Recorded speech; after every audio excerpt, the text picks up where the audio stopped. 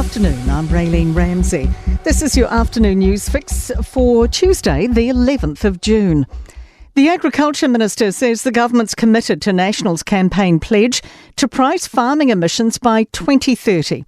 The coalition will be amending legislation to stop agriculture being added to the emissions trading scheme from 2025.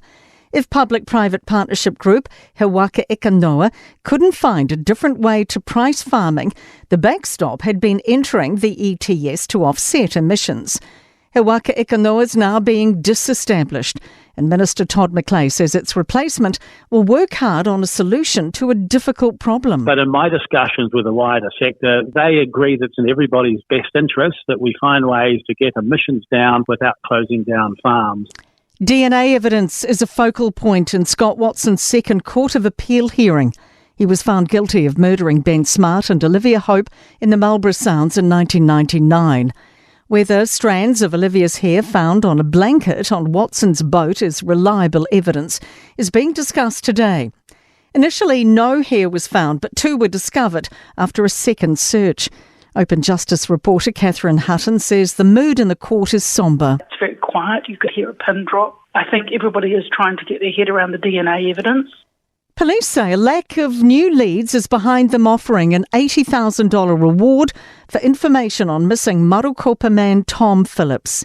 Police want to safely find his three children, not seen since late 2021, and believed to be in West Waikato around Marukopa.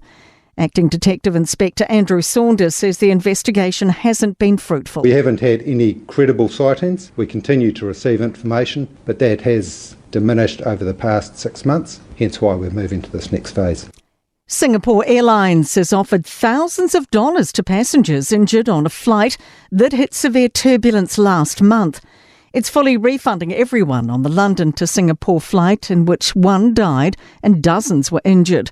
Passengers with minor injuries have been offered more than $16,000. Those with serious injuries, an initial $40,000. Up to 20 passengers are still in hospital in Bangkok. Canterbury's Ashburton College is taking bold measures as it grapples with teacher sickness. It's rostering year groups off campus with not enough staff to run all classes some days. Principal Simon Coleman says they're reviewing rosters every day. What we have done in preparation for that is all our staff, probably through COVID as well, have actually set up online classrooms. So even though they may be at home, they're still going to be able to access their learning. A 7-kilo box of cocaine has been found magnetically attached to the stern of a commercial vessel heading into New Zealand waters and worth $3.15 million. In sport, Warriors coach Andrew Webster has revealed how he plans to deal with a selection headache ahead of Saturday's game against the Storm. Halfback Sean Johnson will return from injury, but given Tamairi Martin's form, their workload will be spread evenly. Former Black Caps cricket coach Mike Hesson has outlined the magnitude of New Zealand's plight at the T20 World Cup. They play host the West Indies on Thursday afternoon, and it is must-win territory. And the Highlanders have confirmed 6 departures from their squad at the end of the Super Rugby season.